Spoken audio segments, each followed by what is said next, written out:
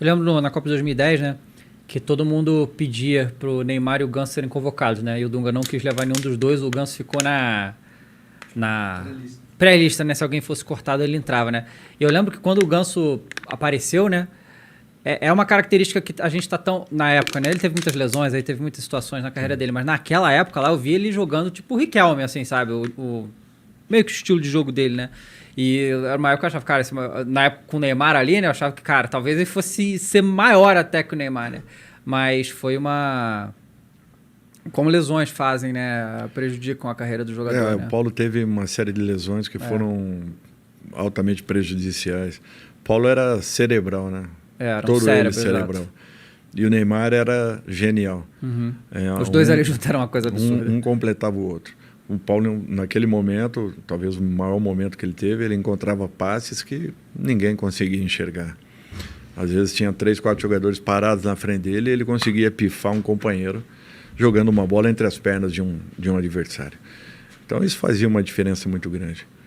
E isso acontecia em treinamentos, em jogos, enfim, era uma coisa absurda. O que esses meninos faziam era muito diferente da grande maioria. Faz muito tempo que a gente não tem um time assim com só os garotos fazer, né, um absurdo, né? Faz tempão já, né? Já tem um bom tempo, né? E era um time assim, um time que ensinou o Brasil a dançar. Pois é. É interessante, porque até estava conversando lá fora, né? Antes do TikTok, eles já estavam dançando, né? Exatamente. E bem antes até. Mas você parava o ônibus assim no aeroporto, num centro de treinamento, aparecia gente de todo lado. Definiu bem até como... Alexandre definiu muito bem como a bitomania, e parecia uma bitomania. O Santos viajava com 10, 12, às vezes 15 seguranças. Geralmente a gente viaja com 2, 3, olha lá, quando muito.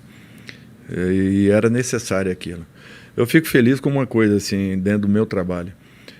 Eu sempre dei muita atenção às categorias de base, todos os clubes que eu passei. Porque eu nunca tive um cheque em branco para contratar. Nunca. Nunca tive. No Brasil é difícil, né? Muito difícil. Nunca tive a liberdade de contratação, de trazer aquele jogador que eu gostaria, que eu queria. Por exemplo, eu fui atrás do Bruno Henrique quando ele estava no Goiás e ele foi vendido. Só consegui trazê-lo quando ele estava na Alemanha para o Santos.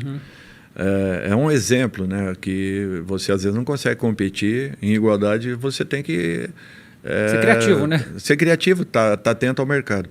E eu sempre valorizei muito as categorias de base. E participei ou do processo de formação ou da finalização da formação, porque quem forma são os treinadores da base, não somos nós, treinadores do profissional. Quem forma, na realidade, são os trabalhos da base, aqueles que não aparecem, que não têm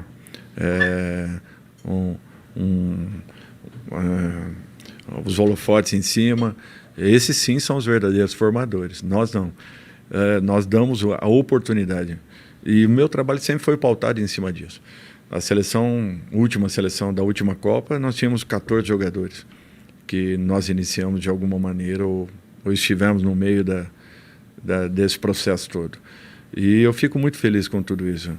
O ano retrasado, quando o Coutinho, né, foi para o Barcelona, se não me falha a memória, e o Neymar para o PSG, foram os 2 jogadores mais caros do futebol mundial. E trabalhamos com os 2 com 16 para 17 cada um. Depois um terceiro jogador foi vendido. Não. Do São Paulo, que foi pro... O Antony? Não, o lateral. Brenner? O zagueiro. Ai, meu Deus. O Brenner? Não, meu Deus. Do São Paulo? Que foi pro Porto e agora foi pro... o Militão. O Éder Militão, que nós também colocamos ali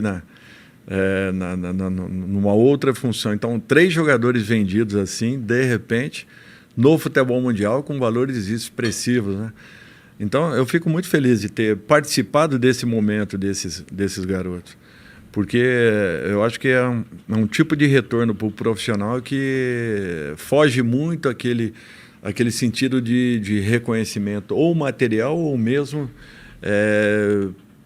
por parte assim da mídia de um modo geral, essa satisfação de você lançar um garoto e de repente ver o resultado ali na frente, como agora por último o Lucas Veríssimo.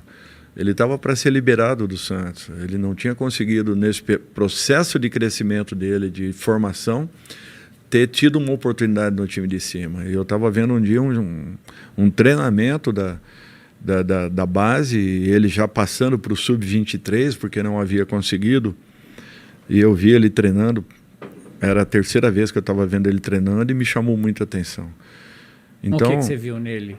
A postura dele. E, de repente, naquela semana, aconteceu um problema com o David Braz. E aí, vamos contratar.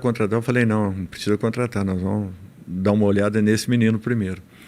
E ele fez um campeonato paulista fantástico. Foi uma das revelações daquele campeonato de 2016. Cara, isso é uma loucura, né? Que você como treinador, né? Você está na posição de que, no caso do Lucas Veríssimo, você, no caso, esse específico, tipo, você mudou a vida do moleque para sempre com aquilo ali. Né? Você deu uma chance para ele, que provavelmente ele não teria se você não tivesse olhado ali e tal. Deve ser um sentimento muito foda, né? Não, assim. Nesse sentido, sim. Internamente, isso aí preenche demais. Por outro lado, se ele não tivesse preparado, ele talvez pudesse ter tido a oportunidade com o Dorival, logo em seguida com outro, e de repente não tivesse em condições de poder se manter.